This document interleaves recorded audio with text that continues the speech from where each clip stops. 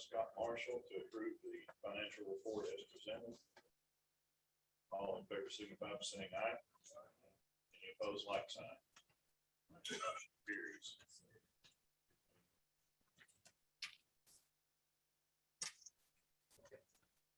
Next, we have our federal and state reports, and I know Jason Hassard is joining online. I don't know, is Jason able to hear that? Okay, Jason. Yes. Unmute. I'm here. Can you hear me? Yes, sir. All right. Hello, everyone. It's good to be here on behalf of Senator Paul today. The senator was traveling in the PeADD region last week. I appreciate Jason for coming by the Madisonville stop, and greatly appreciate Judge Whitfield and Mayor Cotton's help in setting up the Madisonville Leadership Roundtable. The senator took a lot away from that meeting, and the senator also visited Greenville to Uncle Lee's, and I appreciate Karen Robinson helping get the word out on that event. The senator presented a United States Senate Small Business Committee Business of the Week presentation to Joe Murphy, the owner of Uncle Lee's, to highlight their many years of service to that community. The senator is looking forward to returning to Washington this week. There's a lot of big issues coming up with the national debt ceiling. The senator remains committed to balancing the U.S. budget. He doesn't want to see the government continue to spend money it does not have, because it impacts a lot of local projects and funding. He'll also be asking questions in committee hearings about what happened in Afghanistan, especially with the 13 Marines that were killed. He's extremely concerned and saddened about that situation. And as always, if there's anything that your communities are working on or things that Senator Paul can help with, please contact me, and I'll look forward to getting that information to the senator. Thank you. Thank you, Jason. Anyone here have any questions for Jason? Oh, Judge, I did have one other item that's coming up a lot that came up in the senator's travels last week. There's a proposal from the Biden administration on new banking regulations. I think probably a lot of people are hearing about that, where anything over, I think, $500 would be reported to the government directly by the bank. That's only proposed legislation, and Senator Paul is completely opposed to that. Thank you, Jason. Moves on then to Congressman Comer's staff, and we have with us Mr. Corey Elders. Corey.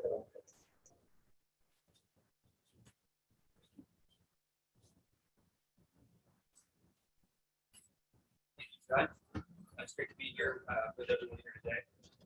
Congressman Comer is talking a lot again on the COVID vaccine mandate coming out from the second quarter from the White House. Congressman Comer thinks this is going to be a real challenge for employers, as they already are struggling to stay open and find employees. Definitely against mandating kind of stuff like this. Congressman Comer also proposed an amendment to the Ed and Labor Committee to preserve job creators' control of employment standards. Instead of letting federal oversight get into some of the weeds, things that people in these employment standard boards already are in or from the industry, and they know best on how to self-regulate. Congressman Comer, as Jason said about Senator Paul, is definitely concerned with how the Afghanistan withdrawal went, and is definitely going to be asking some questions when he's back in Congress next week. Congressman, I want to end with the promotion of our casework team. If you have any friends or family that have any dealings with the federal agency, please feel free to have them reach out to our office. We want to be able to work with them step by step and make sure that they get the resolution that they want. We can work with them, make sure that they're doing it properly. Thank you all so much.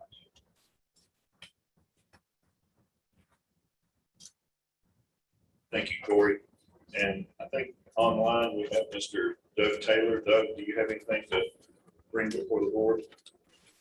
Not today, Mr. Chair. I appreciate it. Just let all the local officials know if they need anything concerning rural municipal aid to reach out to me via email, phone, or text, and I'll do my very best to accommodate them. Thanks so much for the opportunity. Thank you, Doug. Appreciate that.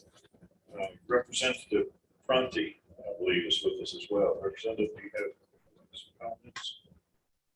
Yes, my regrets to, thank you for the opportunity. My regrets to Senator Paul. I was in Frankfurt last week for special session, so I couldn't be at Greenville at Uncle Lee's, but in the special session, we tried to set policy that would be, have state government as resource and not as mandates. We tried to provide, we extended all the emergency orders that we felt were necessary, and we stopped the ones, we eliminated the ones that we felt were either unnecessary or harmful. Word got out initially that we just kind of let him just everything keep on rolling. That wasn't the case. We tried to encourage people to actually read the bill and see what was in it. Unfortunately, there was a group that got left out that we started hearing about while we were there. First responders, firefighters, those sorts of things as far as workman's comp, COVID-related workman's comp.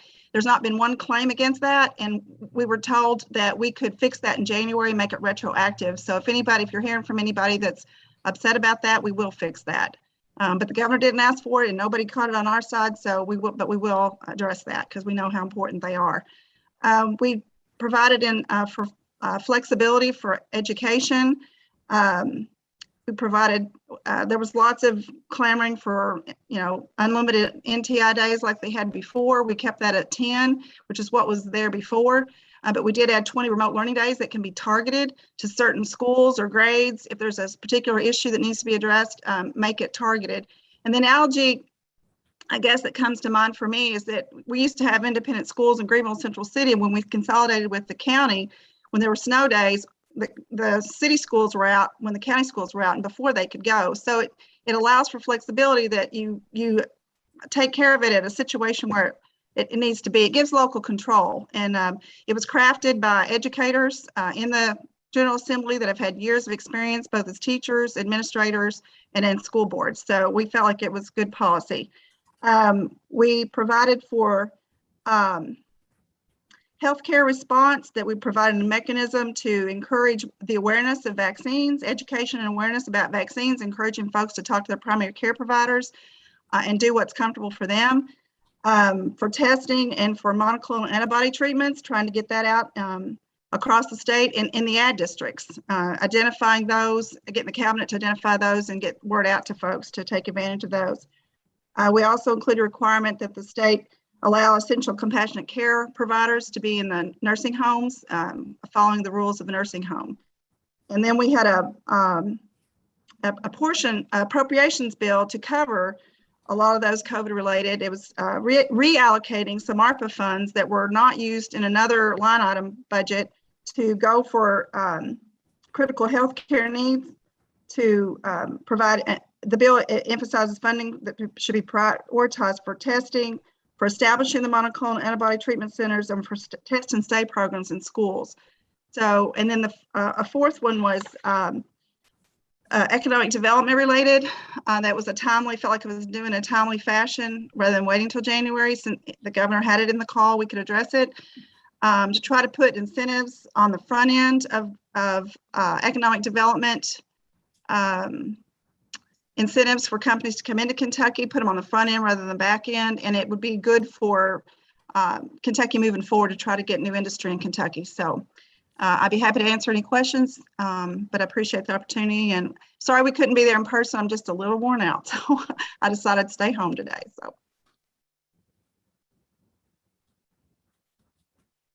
No problem, Representative. Appreciate the work you put in last week as well as all the other legislators.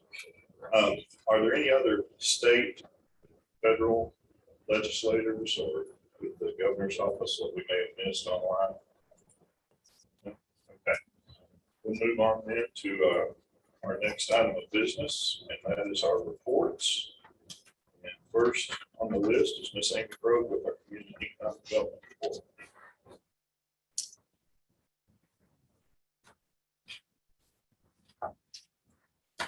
Chairman.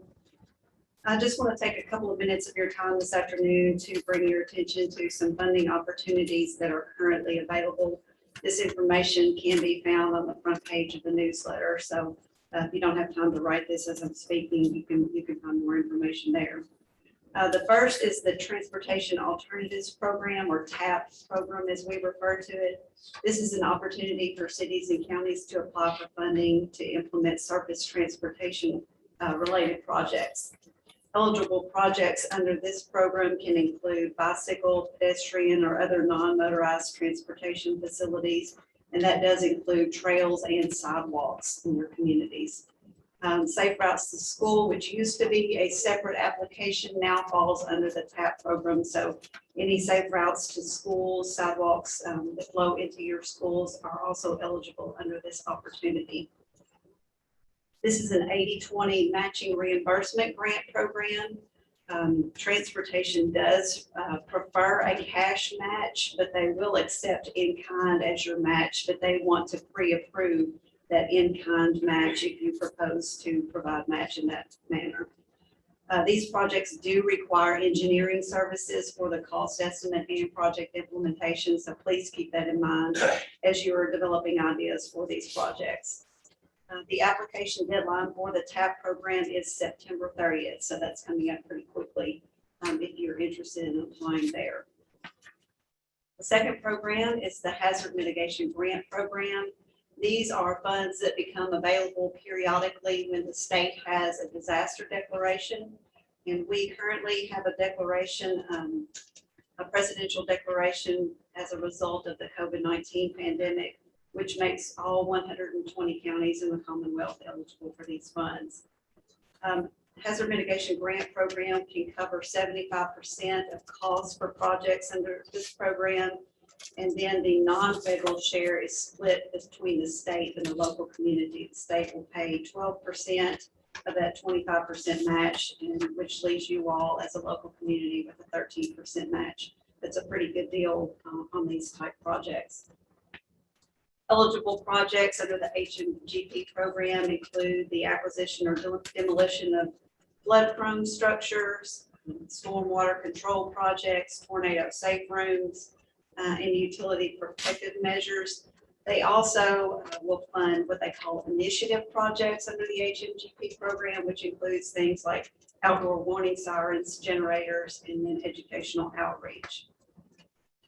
These projects must be submitted through what they call the CHAMPS system. That is an electronic online application by Friday, October the 15th. So if you're interested in either the TAP or the HMGP programs, you can contact Jared, Angie, or myself for assistance with those applications.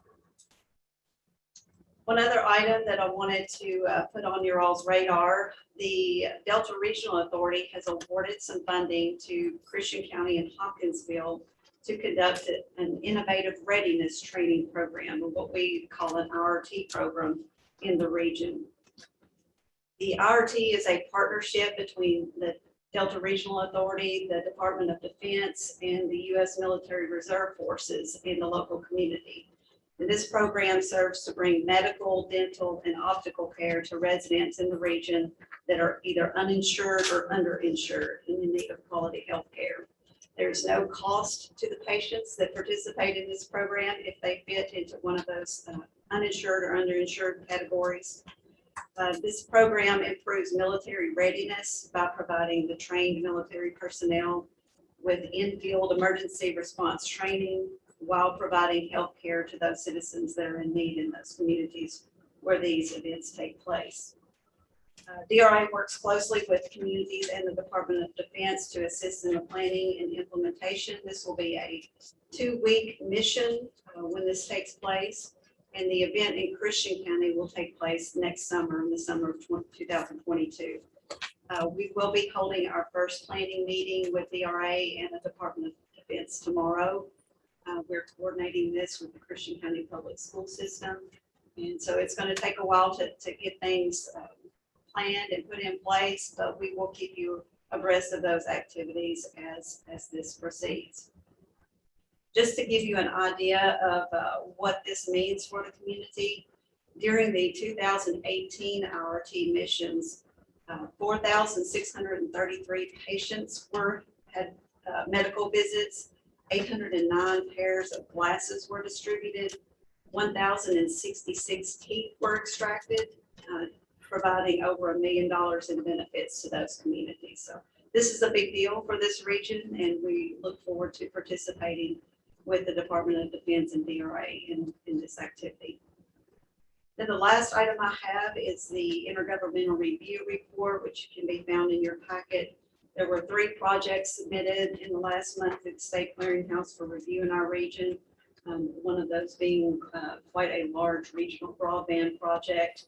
These projects have been distributed to the board members in those respective communities for review. Do you have any questions on anything that I've covered?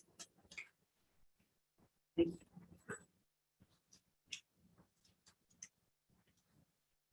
Thank you, Amy. At this time, I'd ask Jill Collins to come forward and present our area agency on aging and living.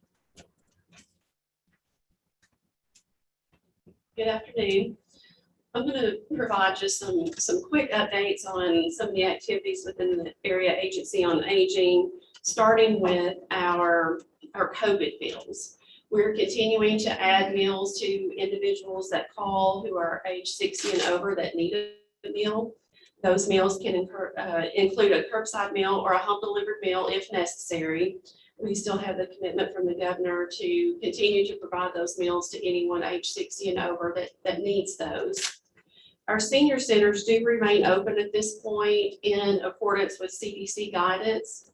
We do see a lower average daily attendance than what we had prior to pandemic and the reopening, but at this point, all 9 continue to be open to in-person activity. The Area Agency on Aging, we began to receive some grant funds specific to vaccination outreach and providing credible information to our communities regarding the vaccine, how to access it, how to schedule it, if you need assistance with transportation to get to a vaccination site. And so we are working with that district-wide, but 2 of the grants are specific to Christian County only. And so we've been working closely with the local health department and city and county government on how we may be able to partner with those grants and get the information to the citizens. And of course, the grant that we received is specifically targeting older adults. And so the 2 grants that are specific to Christian County, those will have to be expended and completed by the end of November. So we are very actively working with our local officials on those 2 grants currently. The annual Walk to End Alzheimer's is going to be held on Saturday, September 25th here in Hopkinsville down at the Justice Center. This year, PeADD is a sponsor of the walk. That is a very large event normally, and it's a very impactful event. So we will be providing some follow-up information to the board next month after the event is held, but we have been working on some fundraising events, and as our caregiver support groups have been on hold, we are implementing a virtual platform moving forward for those caregiver support groups so that individuals can still access those support groups without having to come in person to do so. And the last item that I have is regarding our senior centers.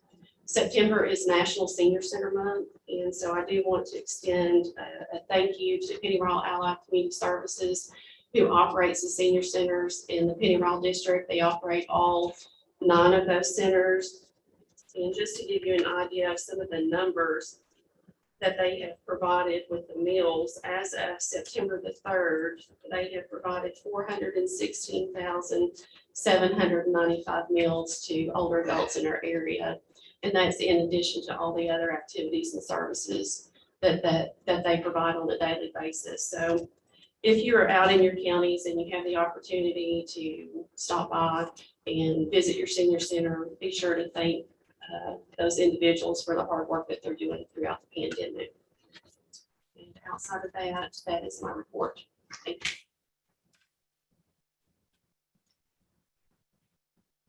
you. Thank you, Jill. At this time, I would ask Ms. Sheila Clark to come forward with our workforce development report.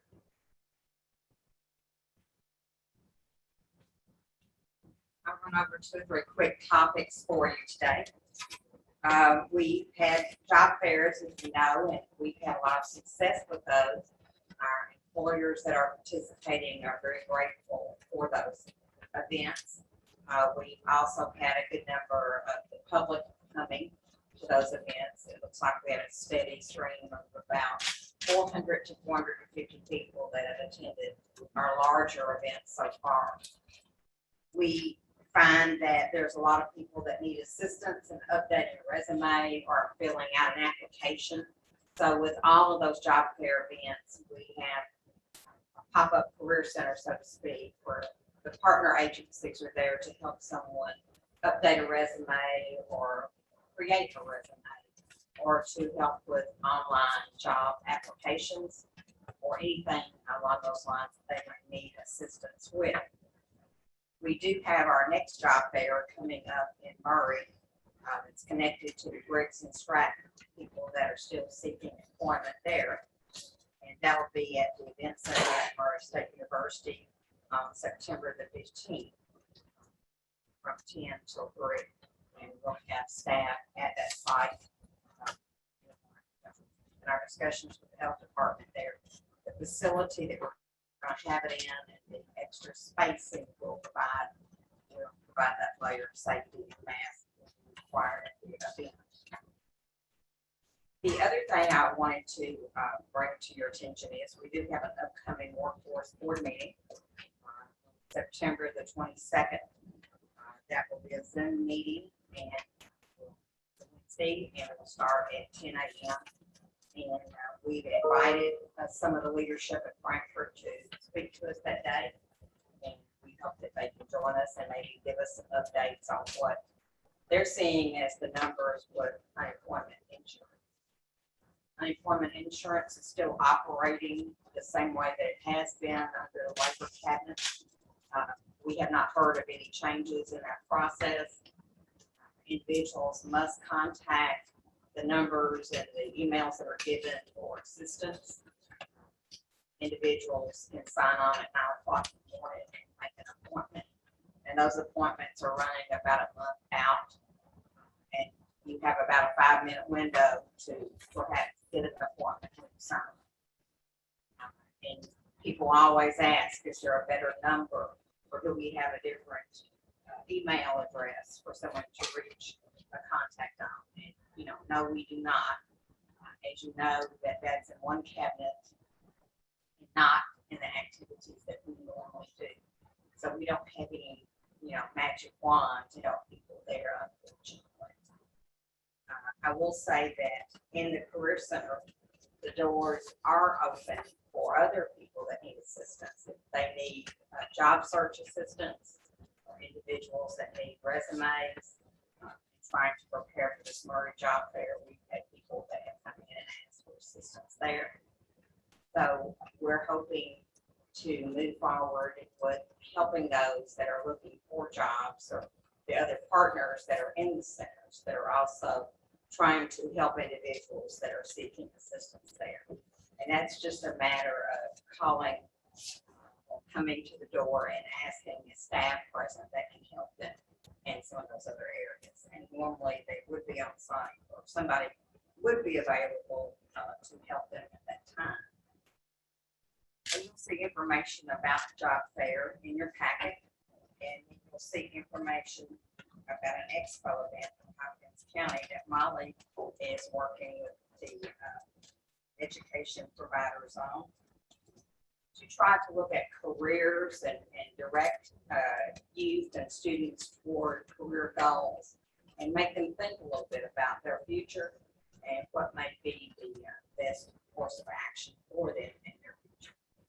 We have several meetings scheduled with other providers and working with the Kentucky Workforce Board and some of their requests with our business service team.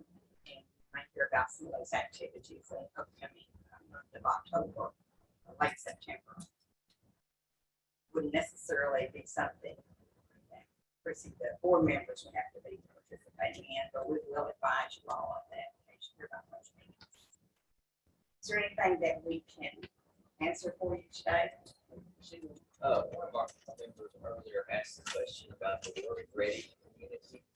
I know that was something that was going on strong prior to COVID. What's the latest with that? The Kentucky Workforce Innovation Board handles the work-ready communities. And when they came back from the COVID break, I'll term it like that, they have a new committee, and they have new people on that committee and new staff for that committee. They also have consultants that have been hired under the Education and Workforce Development Cabinet, placed across the state of Kentucky. Our consultant is Naomi Sutton, and she, along with other members of staff at the cabinet level and under the K-Web, are reaching out to encourage anyone that has an application that they need support with, or they need any type of renewal of any of the stages, of the various stages of completion that county might be in, that we can direct you to the state staff that are helping with that. As you know, 3 or 4 years ago, there wasn't any state staff. It was pretty much the workforce board staff that was helping with that. But now they have brought on some state staff. We're still involved in it, but there is reviews that are going on at the state level, and they are reviewing the status or allowing people to move forward to the next status if they meet the requirements, if that can occur in a COVID environment. And if you have other questions, we'll be happy to try to answer those on county by county. Anything else?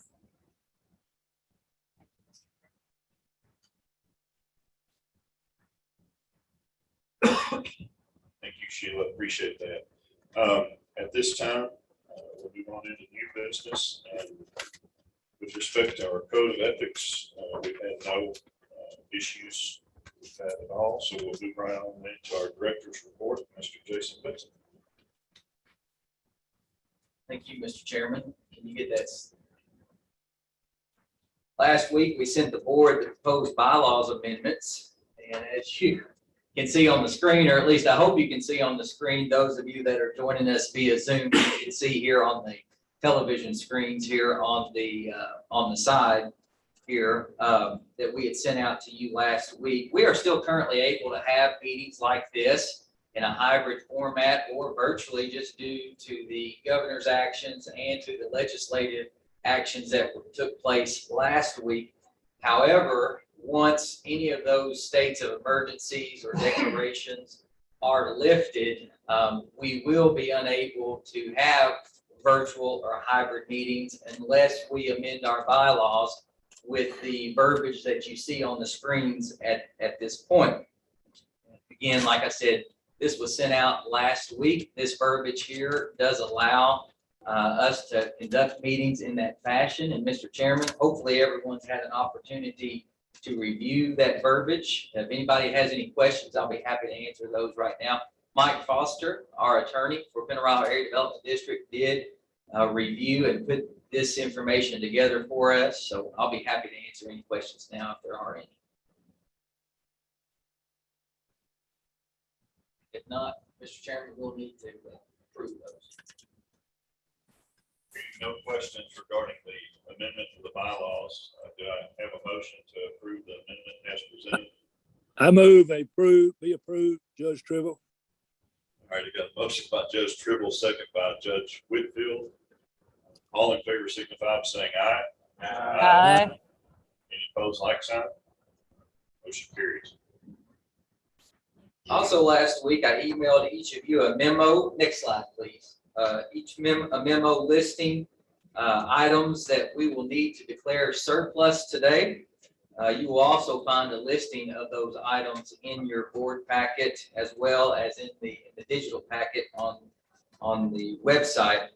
You will see that for the most part, it's computer equipment. And as we've done in the past, we'd like to make this equipment and additional furniture that we've already declared surplus available to our units of local government and local government type agencies on a first come, first served basis. So basically, what we'll do is open up our storage units that we have just directly behind where I'm standing right now across our yard here on September the 21st, and we'll allow our local governments to come by and get whatever they feel like they could use.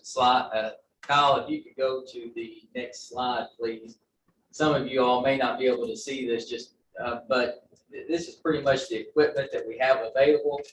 As I mentioned, most of it is computer equipment. However, we do have some furniture, metal desks, bookcases, filing cabinets, as well as office chairs. Alicia, Tim, is there anything else I need to mention regarding that? I know Alicia's on Zoom virtually, but I think you're good, Jason. okay. Mr. Chairman, we will need the board to approve these items as surplus and to make it available to our units of local government or local government agencies, okay? All right, if you've had a chance to look through the list that Jason has presented to us, I would entertain a motion that this be approved the surplus equipment made available to all local government entities of the PeADD district. We have a motion by Scout Marshall, second by Judge Mansfield. Thank you all. Any questions or comments? All in favor signify by saying aye. Aye. Any opposed, like sign. Motion carries. Next slide, Kyle. Just another quick reminder about Pride of the Penterile. As of today, that is still on. However, we will be making some decisions as we continue to see where our RSVPs come in at. Right now, the numbers are fairly low, so stay tuned as we will be making a decision on that within the next couple of days. Next slide. Just a reminder to take a look at our newsletter and all the great information you'll find in there. I do want to specifically congratulate the folks from Trigg County and City of Cadiz for being awarded the Wooden Bucket Award at the Rural Water Conference for all of the work that they did on their new water plant. And I also say that PeADD was extremely excited to be a part of that project. So congratulations, and let's give them a quick hand. Next slide, Kyle. And then finally, Mr. Chairman, just in your packets and on our website, you'll find our 2021 annual report. Again, that's in your packet as well as on the website. And as I've said before, it's been a challenging year for our organization, but in my opinion, we've definitely come out stronger than we were before. And I'm definitely proud of everything that we've been able to accomplish over the past 12 months. We couldn't have done it without you, our board members, without all of our stakeholders, definitely without our dedicated staff. So thank you all for your support and hope you enjoy reading through our annual report. Mr. Chairman, that's all I have unless anyone has any questions or concerns about anything that we have or haven't talked about today. We're running 20 minutes early. This may be the shortest PeADD board meeting in history, but